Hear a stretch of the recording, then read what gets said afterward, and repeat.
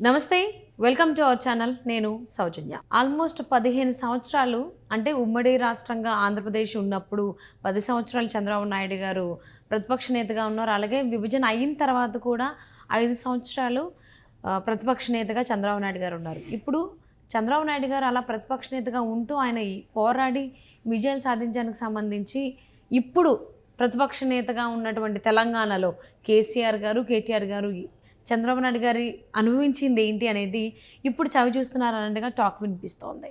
చాలా నేర్చుకోవాలి చంద్రబాబు నాయుడు గారిని చూసి అని చెప్పేసి అని కామెంట్ చేస్తున్నారు కేసీఆర్ గారు అని అంటున్నారు.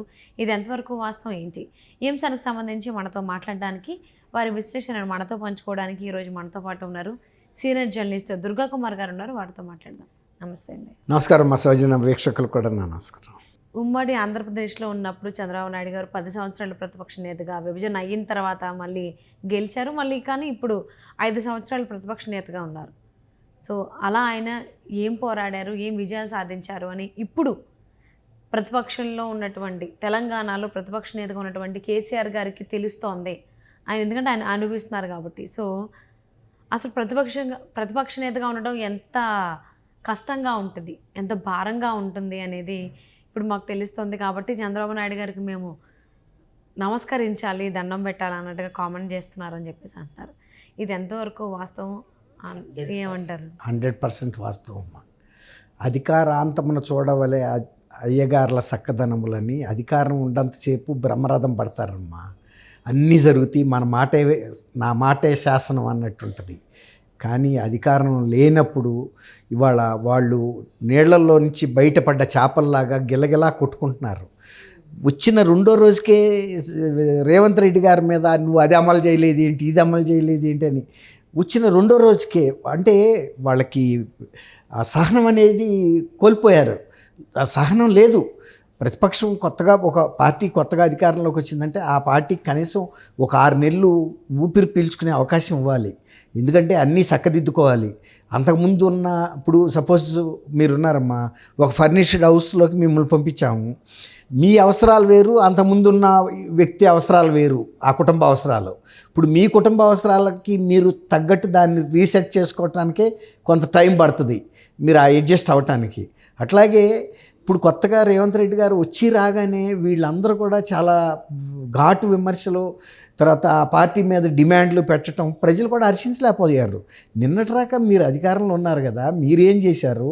మిమ్మల్ని వద్దనే కదా మేము కొత్త పార్టీని అధికారంలో పెట్టాము. మీరు ఇప్పుడు ఇంతంత సవాళ్ళు ఇస్తున్నారు. మీరు అధికారంలో ఉన్నప్పుడు ఎందుకు చేయలేకపోయారని ప్రజలు శాసనసభలో ప్రశ్నించలేకపోయినా వాళ్ళ ఇళ్ళ దగ్గర చర్చ అయితే జరుగుతుంది కదమ్మా. ఇప్పుడు ఇవాళ రేపు అన్నీ కూడా మీడియాలో ప్రత్యక్ష ప్రసారాలు అవుతున్నాయి. గతంలో అయితే ఓన్లీ రాయటం ద్వారా రిటర్న్గా చూసేవాళ్ళు పేపర్లో, అది కొద్దిమంది.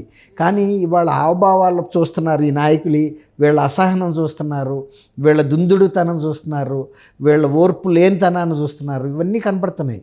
అట్లా గతంకి ఇప్పటికీ ఈ తేడా స్పష్టంగా ప్రజలు గమనిస్తున్నారు. ఒకటి. రెండోది, అధికారం అనేది ఎంత మత్తు లాంటిది. అధికారం ఉన్నప్పుడు అన్ని అడుగులకు మడుగులు వచ్చే కార్యక్రమం జరుగుతూ ఉంటుంది. మీరు వెళ్ళిన చాటల్లా పట్టు తివాసీలు పరుస్తారు. మీరు తప్పు మాట్లాడినా మీదే రైట్ అంటారు. మీరు ఎటువంటి పరిపాలన చేసినా ఆహా ఓహో అంటారు. కానీ మనం ఒక్కసారి అధికారం దిగిపోతే కానీ మనకి ఏంటి అనేది నిజాలు అర్థం కావు, లోకంలో ఏం జరుగుతుందనేది. అప్పుడన్నీ మనం పట్టు పరదాల లోపల ఉంటాం. బయట ప్రపంచంలో జరిగేది వేరు, మన ముందు జరుగుతున్న పరిస్థితులు వేరు. ఎట్లా ఉంటాయంటే ఇక్కడన్నీ మన ప్రగతి భవన్లో జరుగుతున్నంత వైభోగం దేశమంతా ఉందనుకుంటారు వాళ్ళు. క్షణాల్లో కోరితే 4 నెలల్లో బిల్డింగ్ కట్టేశారు, తీసుకొచ్చి చీఫ్ మినిస్టర్ని కూర్చోబెట్టేశారు. ఆర్డర్ ఇచ్చేస్తే ల్యాండ్ రోవర్ కార్స్ వచ్చేస్తాయి. కానీ అధికారంలో లేనప్పుడు, తర్వాత ఎమ్మెల్యేలు కూడా అధికారం ఉన్నంత వరకు భయపడతారు, మినిస్టర్స్ కానీ. అధికారంలోంచి మనం దిగెళ్ళిపోతున్నాం అన్న తర్వాత, దిగేసిన తర్వాత పరిస్థితి చాలా దారుణంగా ఉంటుంది. హెలికాప్టర్ చిట్కేస్తే వస్తుంది అప్పుడు అధికారంలో ఉన్నప్పుడు, ఇప్పుడు రాదు కదా. అట్టా ప్రతిదీ శాసించిన పరిస్థితుల్ని ఇవాళ మనం వాటిని మింగాల్సిన పరిస్థితుల్లో ఉంటాం. ఏంటి నువ్వు చేసింది, నువ్వు కూర్చో, నిన్నరాక నువ్వు మినిస్టర్ కాదా, నువ్వేం చేసావు అన్నప్పుడు మొన్న హరీష్ రావు గారు కానీ కేటీఆర్ కానీ అంతకుముందు పులుల్లాగా ఉన్న వ్యక్తులు చేశారా, ఇవాళ వచ్చి మాట్లాడుతున్నారు అంటున్నారు కదా. అన్నప్పుడు మరి ఏం సమాధానం చెప్పలేని పరిస్థితే ఉంటుంది. అందువల్ల ఏంటంటే గౌరవంగా ప్రతిపక్షంలో కూడా ఉండటం కూడా ఒక ఆర్ట్, తెలిసి ఉండాలి విద్య. ఇప్పుడు అధికారాన్ని ఎవరైనా ఉపయోగించగలుగుతారు. అధికారంలో లేనప్పుడు కూడా మనం సంయమనం కోల్పోకుండా, మన గౌరవం కోల్పోకుండా అధికార పక్షాన్ని ఒక స్థాయిలో విమర్శిస్తూ మన గౌరవాన్ని మనం కాపాడుకోవాలి. తర్వాత మన పార్టీని మనం సమర్థించుకురావాలి. అధికారం లేనప్పుడు అనుచరులు మన వెంట రారు, వేరేగా ఉంటుంది వాళ్ళ ప్రవర్తన. అప్పుడు మేనేజ్ చేసుకున్నాడే అసలైన నాయకుడు. సో ఇప్పుడు కేసీఆర్కి కేటీఆర్కి అసలు అధికారం లేకపోవడం చేతుల్లో అసలు పార్టీని నిలబెట్టుకోవడం అనేది చాలా తడబడుతున్నారని కూడా వార్తలు బయటకు వస్తున్నాయి. ఇప్పుడు వాళ్ళ తడబాటు అసెంబ్లీలోనే కనపడుతుంది, వాళ్ళ తొందరపాటు. ఇప్పుడు కొంచెం రోజులు, మీరు ఒక వారం రోజులు 10 రోజులు కూడా అవ్వకుండానే ఇవాళ అది కాంగ్రెస్ పార్టీ మీద ఇన్ని బళ్ళు తోలుతున్నారు కదా. మరి వాళ్ళు 10 ఏళ్ళు మీరు ప్రభుత్వంలో ఉన్నప్పుడు మీరు చేసే అన్ని విధానాలని వాళ్ళు వ్యతిరేకించినా కూడా వాళ్ళు శృతి మించలేదు కదా వాళ్ళ పరిమితి. ప్రతిపక్షం లేకుండా చేసుకున్నారు కదా. అవును అవును.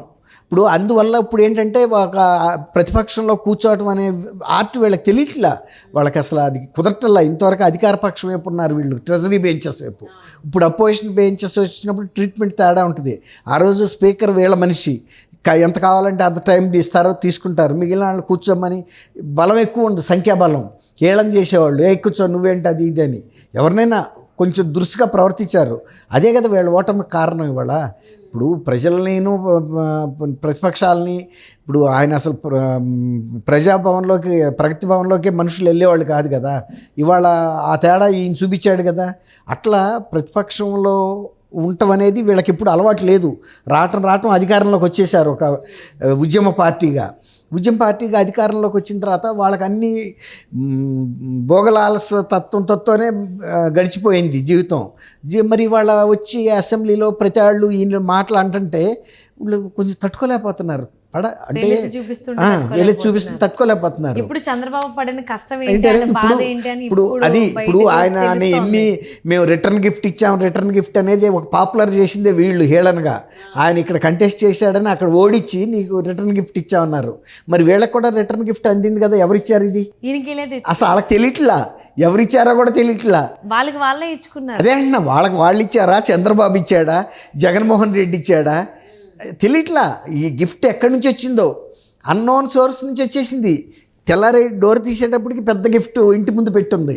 సో ఇందుకనైనా చంద్రబాబుని ఇద్దరు కూడా ప్రశంసిస్తున్నారు. చంద్రబాబు ప్రతిపక్షంలో ఉండి ఇంత గౌరవంగా, ఇంత హుందాగా, బ్యాలెన్స్డ్గా, సమున్నతంగాను సమన్వయంతో ఎలా పనిచేసుకుంటూ వచ్చాడు. తర్వాత ఫాలోయర్స్ని ఎలా మెయింటైన్ చేయగలిగాడు.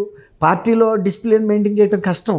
డబ్బులు ఉన్నప్పుడు వేరు, పేదరికం వచ్చేటప్పటికి అరాచకం మొదలవుతుంది. అట్లాగే అధికారంలో ఉన్నప్పుడు వేరు, ప్రతిపక్షంలో ఉన్నప్పుడు ఫాలోయర్స్ ఎదురు తిరుగుతారు. కానీ క్రమశిక్షణగా ఒక కుటుంబంలాగా అందరినీ ఒక దీనిగా నిలుపుకొచ్చాడు. అంతెందుకు రేవంత్ రెడ్డి గారిని ఆ రోజు ఓటు కేసులో అరెస్ట్ చేస్తే ఆ రోజు అన్నీ తనయ్య భువనేశ్వర్ గారు చంద్రబాబు గారు చేశారంటే ఎంత ఓర్పు ఉండబట్టి. ఇప్పుడు ఆయనే మెచ్చుకున్నాడు రేవంత్ రెడ్డి గారు. నేను లేని లోటు చంద్రబాబు గారు, భువనేశ్వరం గారు ఒక తల్లి తండ్రిగా నాకు నిలబడ్డారు అక్కడ అని చెప్పుకున్నాడు. ఆ ఓర్పు అనేది అవసరం. అది అందరికీ రాదు, నేర్చుకుంటేనే కొంత అనుభవిస్తే వస్తుంది. ఇప్పుడు బీఆర్ఎస్ వాళ్ళకి అనుభవపూర్వకంగా తెలిసినప్పుడు చంద్రబాబు గారి యొక్క ప్రాముఖ్యత ఏంటి, ఆయన గొప్పతనం ఏంటి అనేది ఇప్పుడు అర్థమైంది. అవును, ఎవరైనా కానీ అంటారు పెద్దలు, అనుభవిస్తే కానీ తెలియదని. సో ఉమ్మడి రాష్ట్రంగా ఉన్నప్పుడు ఆంధ్రప్రదేశ్ 10 సంవత్సరాలు ప్రతిపక్ష నేతగా, విభజన జరిగిన తర్వాత 5 సంవత్సరాలు ప్రతిపక్ష నేతగా ఉన్నటువంటి చంద్రబాబు నాయుడు గారు ఎలా వ్యూహాలు పన్నారో, అసలు ఆయన ఏం చేశారు, ఆయన విజయం ఎలా సాధించగలుగుతున్నారు అనే దానికి సంబంధించి ఇప్పుడు వీళ్ళకి తెలుస్తోంది, బీఆర్ఎస్ నాయకులకి, అధ్యక్షులకి, కేసీఆర్కి, కేటీఆర్కి. సో అందుకనే చంద్రబాబుని మెచ్చుకుంటున్నారు, ప్రశంసలు జల్లు కురిపిస్తున్నారు అని అంటున్నారు. ఏదైనా చూసి నేర్చుకుంటే మంచి అనేది మంచిదేనండి. And thank you so much for spending your valuable time with us, Durga Kumar గారు. థ్యాంక్ యూ అమ్మ. సౌజన్య వీక్షకులు కూడా